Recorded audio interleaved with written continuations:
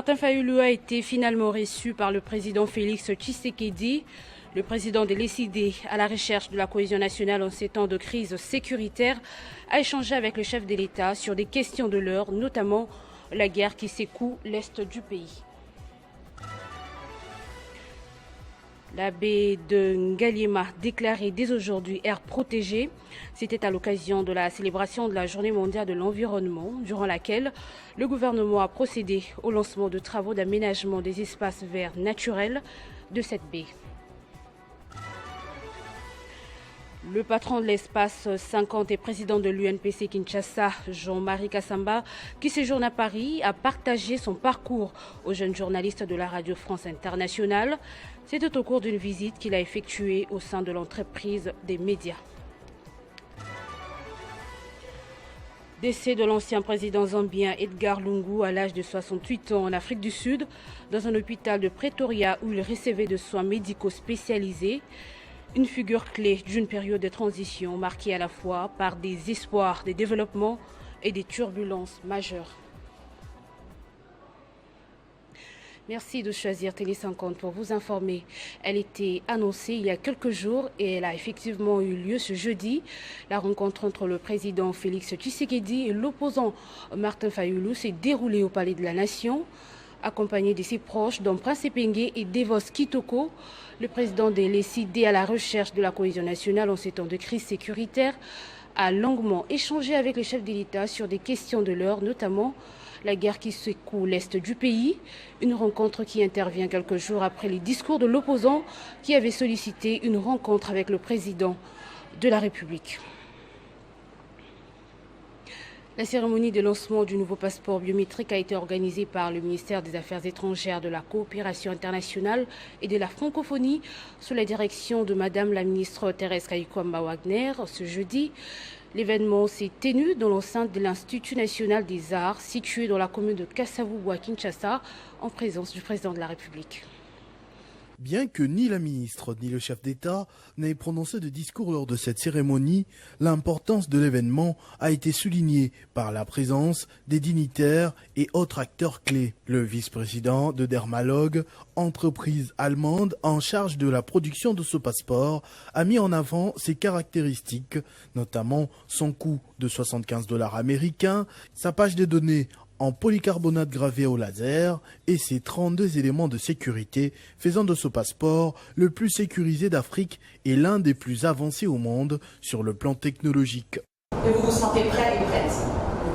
Oui, très bien. En tout cas, moi je vous félicite parce que vous faites partie vraiment des pionniers qui vont changer la question du passeport en République démocratique, qui vont rendre la vie beaucoup plus facile et agréable pour des millions de Congolais. Moi je vous félicite pour votre travail. Et je vous encourage à le faire vraiment avec sérieux professionnalisme. C'est le visage, ça c'est aussi un visage de notre diplomatie. Ce lancement intervient peu après la victoire de la République démocratique du Congo en tant que membre non permanent au sein du Conseil de sécurité des Nations Unies.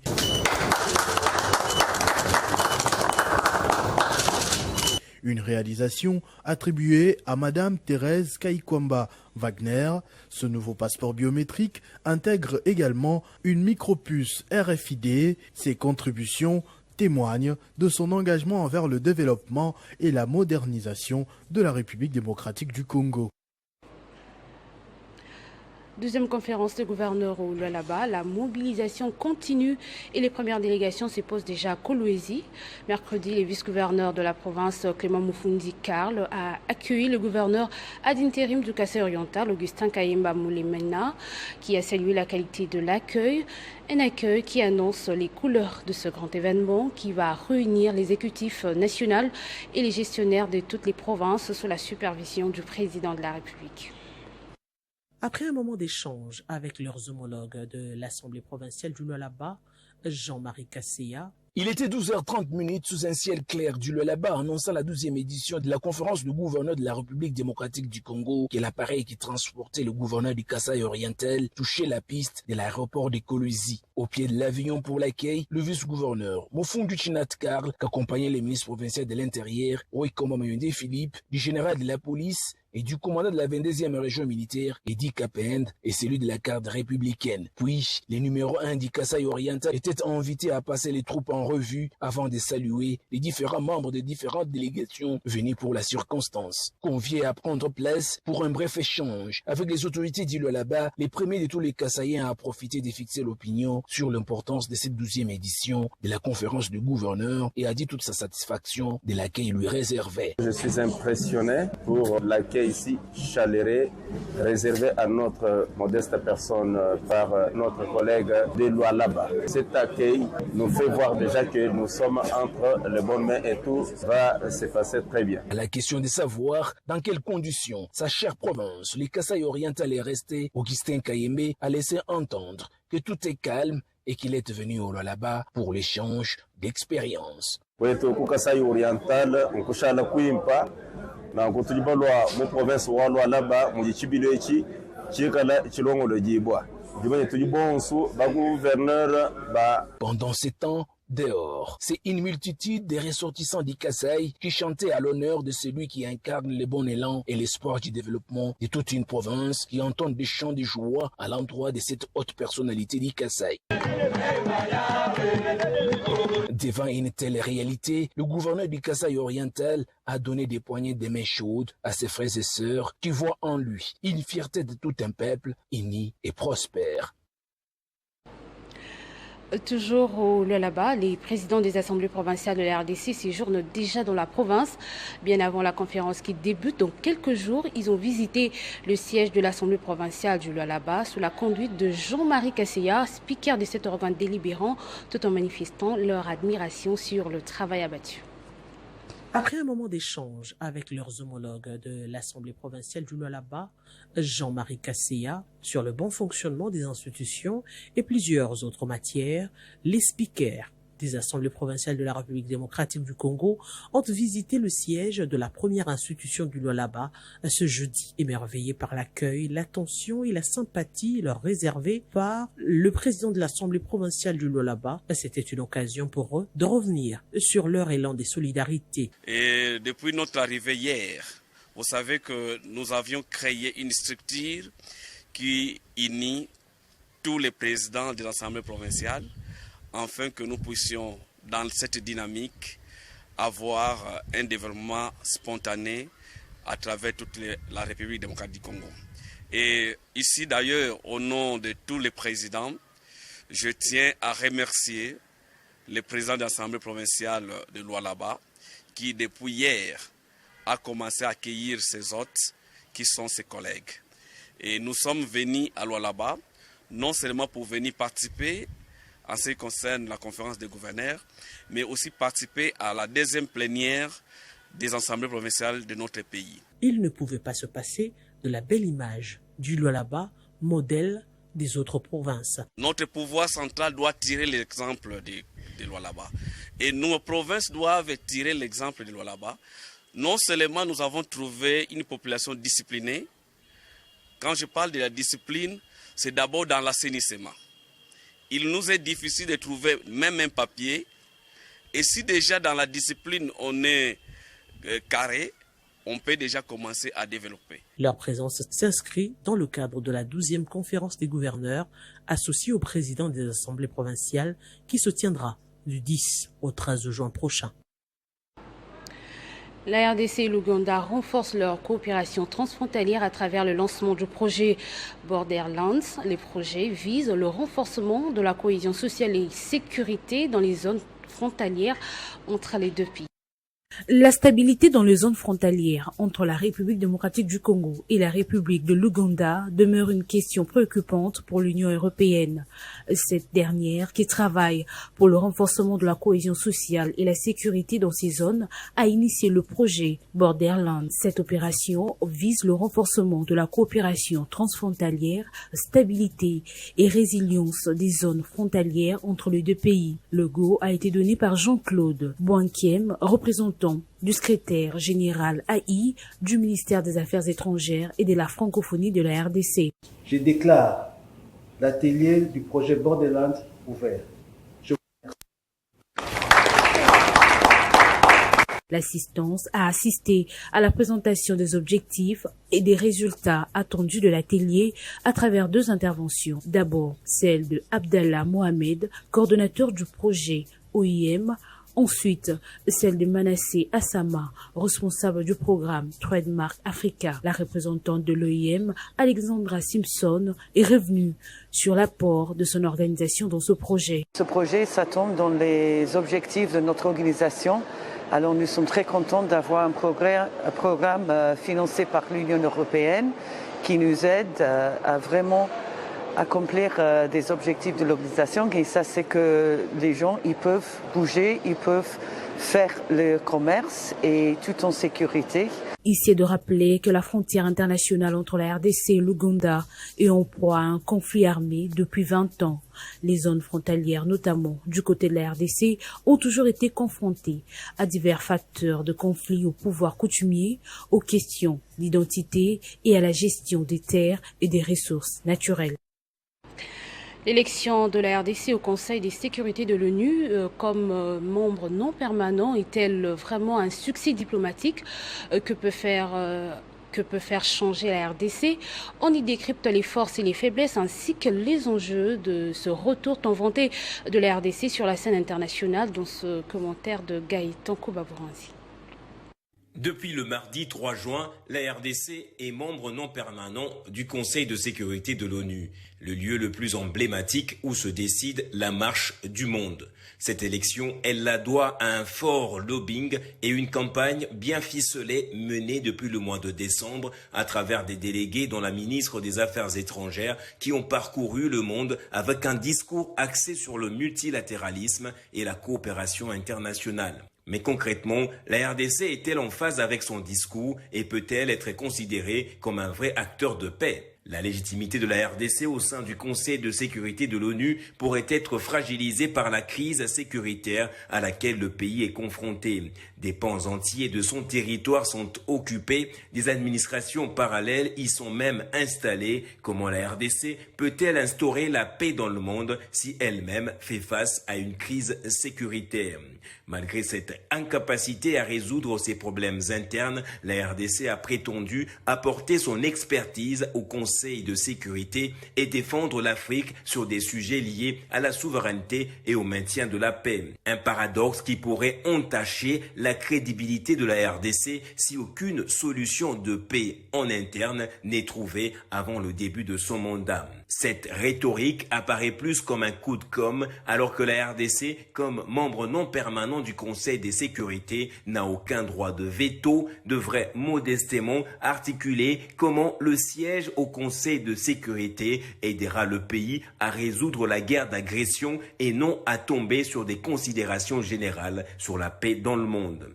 L'élection de la RDC au Conseil de sécurité ne devrait pas aussi être considérée comme un gain politique du pouvoir en place en attribuant au président de la République tous les éloges, ce qui peut le discréditer vis-à-vis de l'opposition congolaise.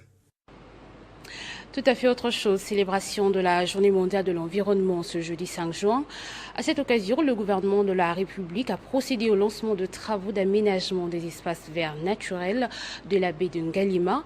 Le but étant de lutter contre les constructions anarchiques qui menacent la biodiversité le long de la concession Utex Africa, filiale du groupe Texaf.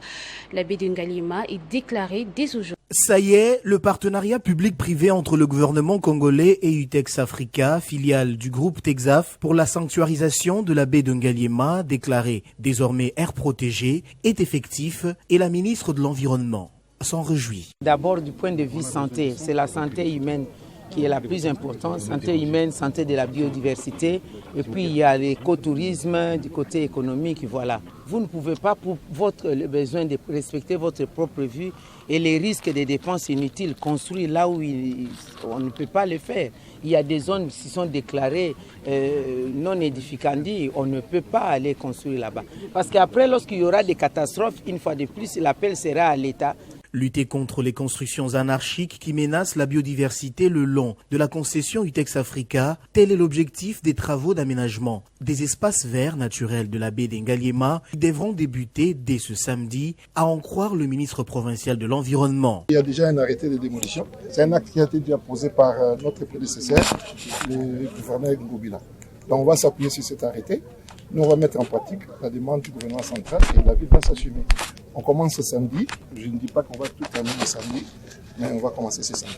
Jean-Philippe Watershoot, CEO du groupe Texaf, n'a pas manqué des mots justes à l'endroit du gouvernement. Je crois que c'est d'abord une satisfaction pour redonner un poumon, de l'air libre pour la ville, un espace de respiration pour le fleuve Congo, mais également préserver des vies et des dégâts humains en amont et sur les berges de la rivière Makelele. Donc c'est un bien collectif qu'on est en train de sauver et il faut que tout le monde le comprenne.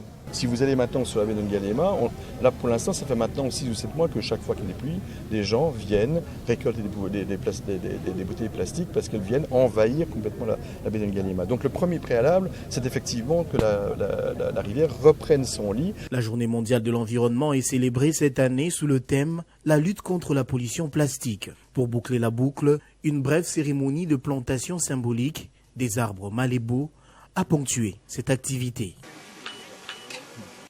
À l'occasion de la célébration de la Journée mondiale de l'environnement, la FOJICA a reçu la visite du curé de la paroisse Saint-Achille de Mbujimayi, l'abbé Théo Kaniki, une rencontre marquée par des échanges constructifs autour des projets socio-environnementaux que l'ONG entend mettre en œuvre tout en appelant à la responsabilité des grandes puissances face aux enjeux climatiques mondiaux.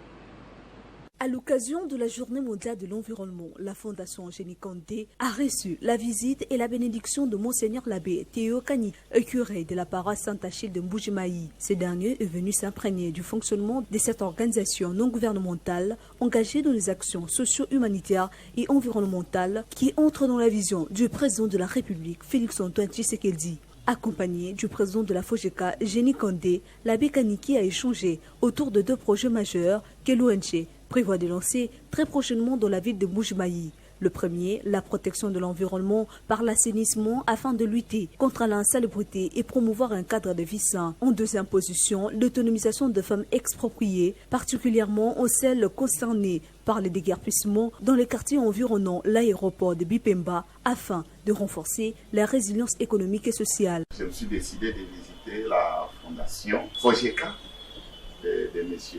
Génikanda Mukendi, que j'ai rencontré dans les mêmes circonstances. Nous avons échangé en long et en large sur la situation actuelle de la province du Kasaï oriental, en particulier la ville de Mbujimayi, sur son assainissement.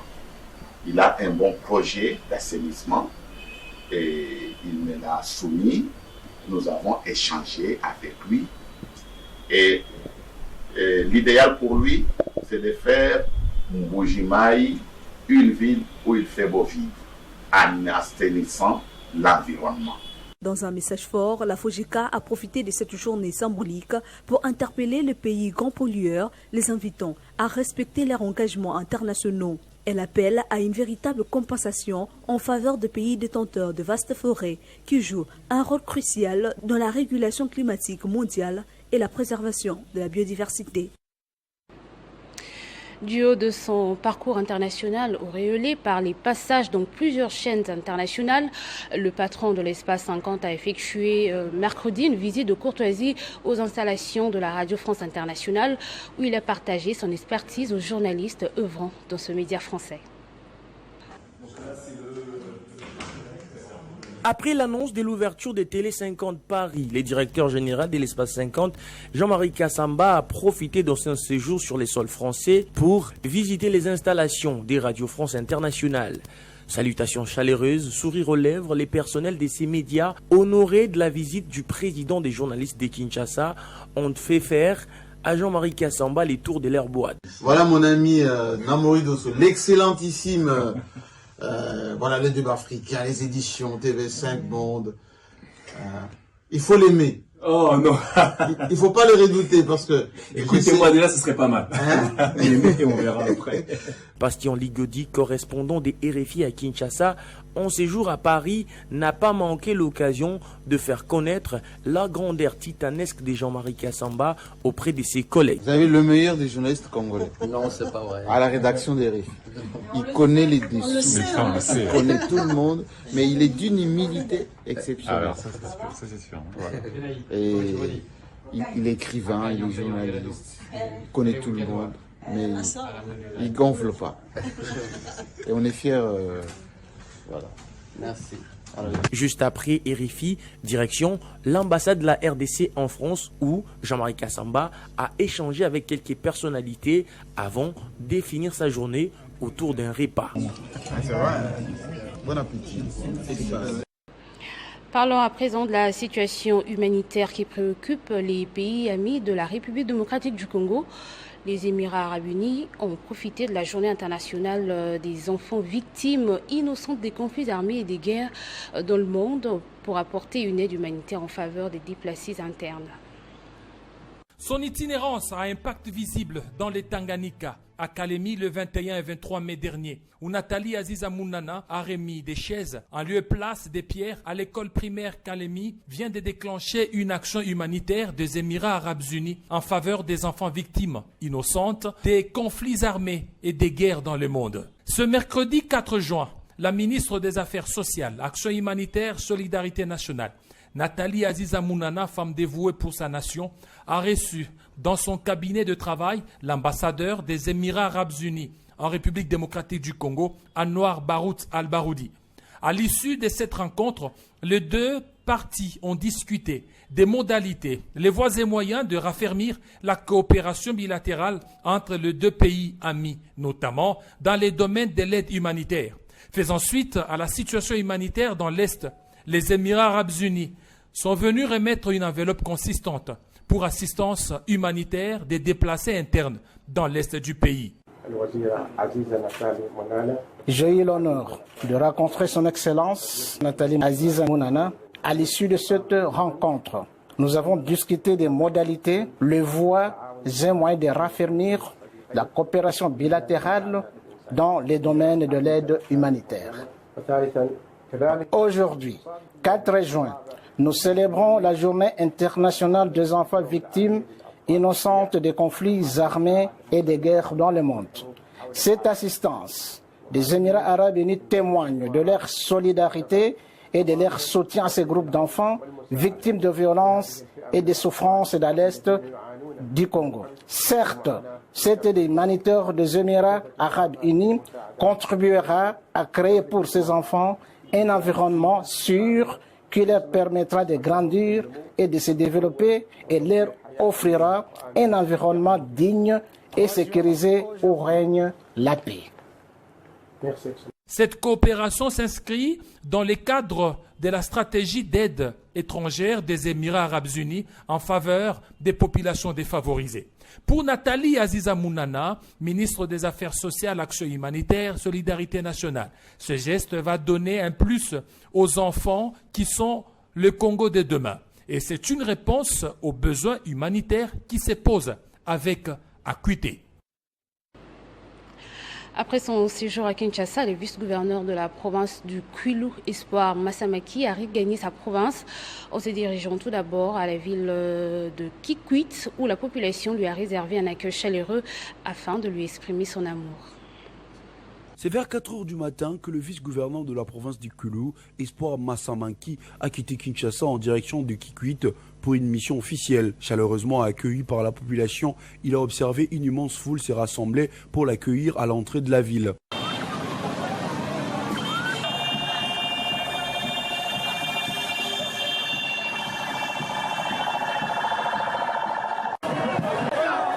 Dans une atmosphère de gaieté, la population a insisté pour que les vice-gouverneurs s'y joignent à eux afin de ressentir l'amour et l'affection que la population de Kikwit lui témoigne. Visiblement, la ville de Kikwit tombait, pas comme avant lors de la visite du vice-gouverneur Espoir Massamaki. Ce dernier a été contraint de réduire sa parade pour éviter des désagréments à la circulation en ville.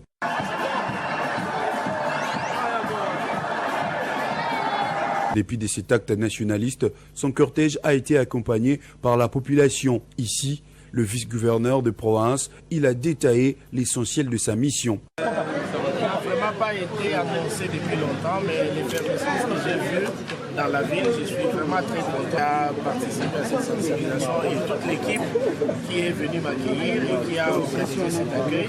Je suis vraiment très content. Je vais passer un séjour de travail ici et je rassure qu'avec les maires et les autres équipes, on va s'organiser pour recevoir des couches de la population de Kikwit.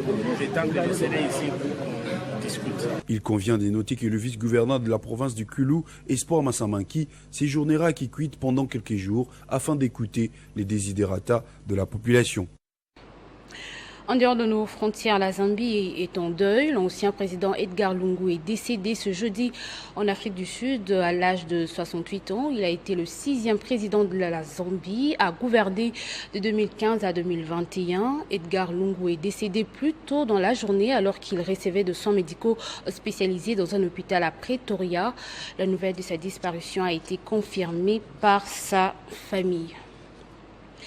Allez, on va parler sport en République démocratique du Congo avec le golf. La Fédération congolaise de golf a officiellement lancé dans la soirée de mercredi ses activités au cercle de Kinshasa.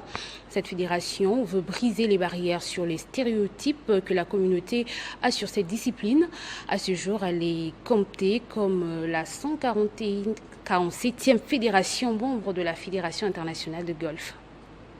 Voici les membres qui composent le comité de la Fédération congolaise de golf. Je voudrais nous souhaiter toutes les bonnes chances. Issus de deux grands clubs, l'un de Kinshasa et l'autre de Lubumbashi, cette nouvelle fédération assigne déjà des missions à court, moyen et long terme parmi les golfeurs et golfeuses du pays qui ont marqué leur présence à cette cérémonie. Figurent des ambassadeurs, des parlementaires, des ministres, des mandataires publics et bien d'autres. Pour le président de la Fédération congolaise de golf, Baba Beston, son comité vise à faire rayonner cette discipline, la rajeunir, la faire connaître des Congolais. Il promet de renforcer la communication afin de populariser le golf à travers la République démocratique du Congo. Aujourd'hui, pour nous, c'est un très grand jour, dans la mesure où on a maintenant une fédération qui va faire en sorte que le golf en RDC va prendre de l'essor. Vous savez, ce sport existe en RDC depuis l'époque coloniale. Nous allons enfin, dans les années qui vont venir, avoir des jeunes gens congolais qui vont représenter la RDC dans les compétitions internationales. C'est déjà ça, le but de la fédération. Nommé président d'honneur, Patrick Mouyaya pense déjà à la vulgarisation de ce sport afin d'unir les Congolais et attirer le maximum d'investisseurs étrangers. Les objectifs que nous nous sommes assignés, c'est de nous assurer justement que, par exemple, du point de vue de la communication, qu'on soit plus ouvert. Heureusement, dans 2 jours, nous avons l'Open de Kinshasa qui commence.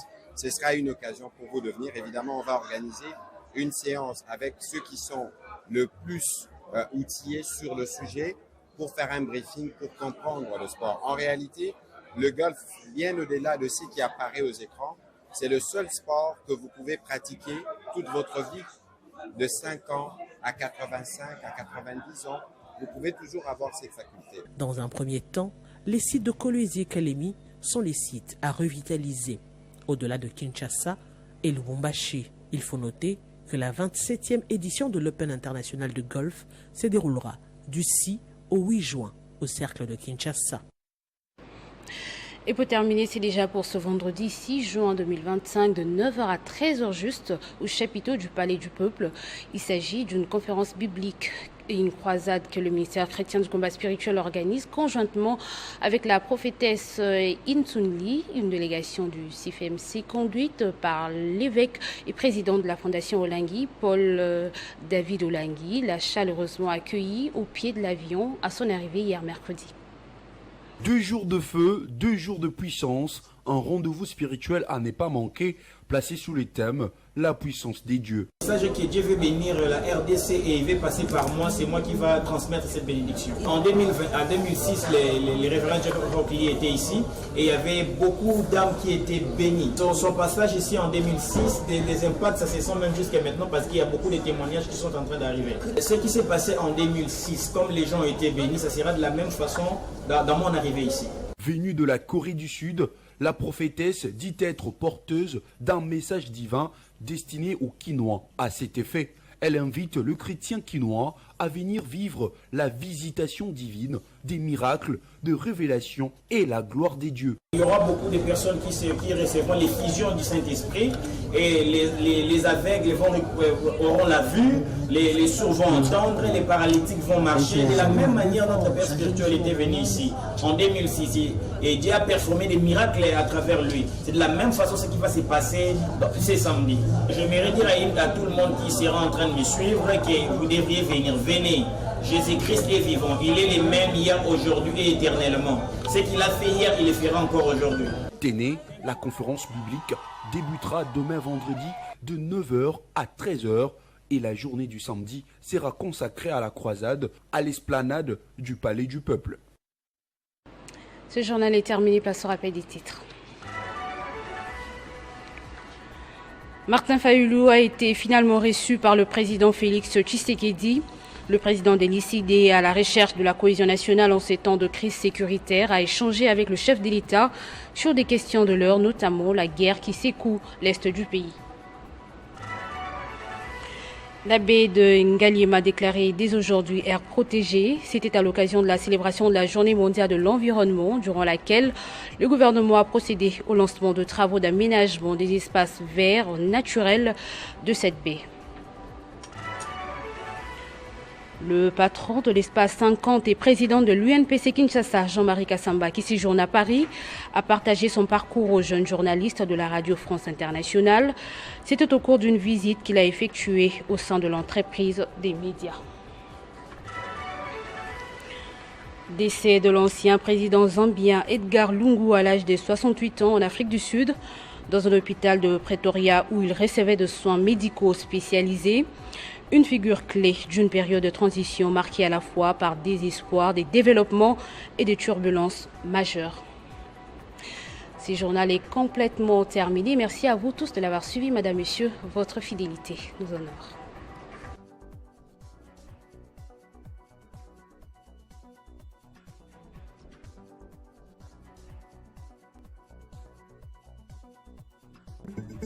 Retrouvez toute l'actualité en continu sur www.tele50.cd.